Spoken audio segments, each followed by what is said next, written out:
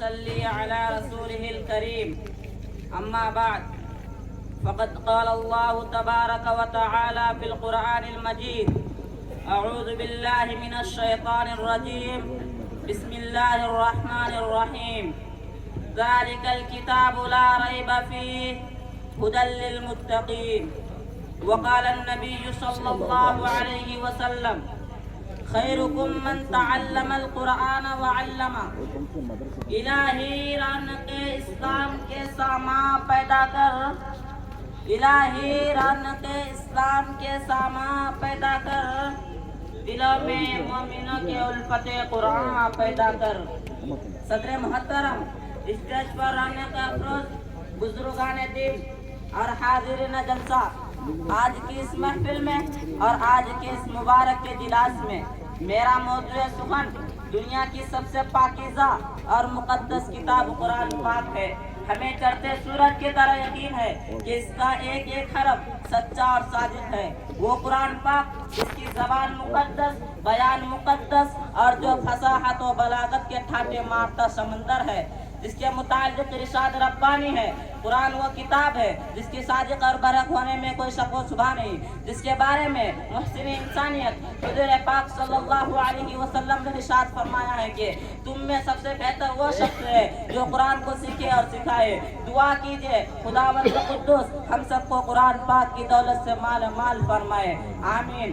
نوجوان دوستو، قرآن پاک رب ذوالجلال کی طرف سے عطا کردہ وہ حسین تحفہ ہے کہ جس نے 23 برس کے قلیل مدت میں پورے عالم میں انقلاب برپا کر دیا۔ بڑے سے بڑے فصحاء، بلغاء، ادباء اور شعراء حیران رہ گئے، جس کی آیتوں کو سن کر پتھر دل موم ہو گئے۔ دوستو، یہی وہ قرآن ہے جو رہتی دنیا تک کے انسانوں کے لیے سراپا ہدایت و رحمت ہے۔ یہی وہ قرآن ہے جس نے رسول کی رسالت کو اعزاز بخشا۔ یہی وہ قرآن ہے جس نے مرجھائے ہوئے دلوں کو تازگی بخشی۔ ہاں ہاں، یہ وہی قرآن ہے جس کی برکت سے جنات و شیاطین کا آسمانوں پر جانا بند ہوا۔ یہی وہ قرآن ہے جس کی برکت سے عزت و رفعت کا شامیانے گر گئے۔ یہی وہ قرآن ہے جس کی بدولت محبوب حقیقی کی رضا نصیب ہوتی ہے۔ یہی وہ قرآن ہے جو سچائی اور امانت داری کا درس دیتا ہے۔ یہی وہ قرآن ہے جس کی بدولت عمر فاروق رضی اللہ عنہ کو ایمان نصیب ہوا۔ یہی وہ قرآن ہے جس کی نظیر پیش کرنے سے ساری دنیا عزیز و قاصر رہی۔ یہی وہ قرآن ہے جس کا مثال پیش کرنے سے عرب کے فصیح و بلیغ زبان دانی کا دعویٰ کرنے والوں نے گھٹنے ٹیک دیے۔ یہی وہ قرآن ہے یہی وہ قرآن ہے جس کی حفاظت کا وعدہ خود خالق کائنات نے فرمایا۔ یہی وہ قرآن ہے جس نے ذہنی قوتوں کو جلا بخشا۔ یہی وہ قرآن ہے جس کی برکت سے اجڑے چمن میں بہار پیدا ہوئی۔ یہ وہ کتاب ہے جس کی کوئی مثال نہیں، یہ وہ کتاب ہے جس کی کوئی مثال نہیں، یہی کلام ہے جس کو کبھی زوال نہیں۔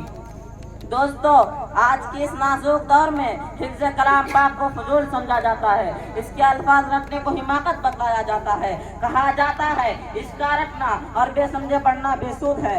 افسوس صد افسوس، اس قرآن پاک کے بارے میں ہمارا یہ خیال ہے کہ جس کے بارے میں شہنشاہ بطحا حضور پاک صلی اللہ علیہ وسلم نے ارشاد فرمایا ہے کہ اقرأ وارتقی ورتل کما کنت ترتل فإن منزلک آخر آیت تقرأها۔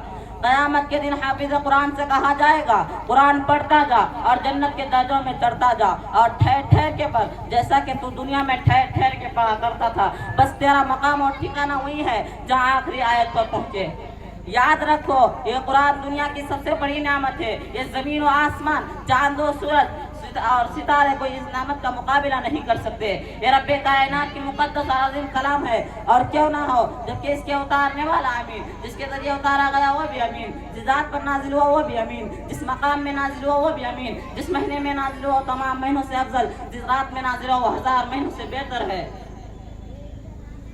دوستو، قرآن آیا تو زمان و مکان میں زندگی آئی، قرآن آیا تو عدل و مساوات کا پیغام آیا، قرآن آیا تو مذہب اسلام پھیلا، قرآن آیا تو مردہ قوم زندہ ہوئی، قرآن آیا تو قیصر و کسریٰ کا غرور خاک میں ملا، قرآن آیا تو باطل کے لہراتے جھنڈے ٹوٹ پڑے، قرآن آیا تو کفر و شرک دم توڑ گیا، قرآن آیا تو ساری کائنات کو نور ملا، قرآن آیا تو توحید ملی، ایمان ملا۔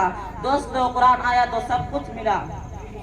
حضرات، میں پوچھنا چاہتا ہوں وہ کون سی چیز تھی جس نے صحابہ اکرام میں طاقت اور قوت پیدا کی؟ دوستو یہی قرآن پاک کا جس نے ایک کو 1000 پر بھاری کر دیا. کسی نے سچ کہا ہے وعدہ غلبہ ہے مومن کے لیے قرآن میں، وعدہ غلبہ ہے مومن کے لیے قرآن میں، پھر جو تو غالب نہیں کچھ ہے کسر ایمان میں. اسی پر میں اپنی تقریر کو ختم کرتا ہوں. دعا کیجیے اللہ تعالیٰ تمام مسلمانوں کو قرآن پڑھنے اور پڑھانے کی توفیق نصیب فرمائے. آمین. وما علینا الا البلاغ.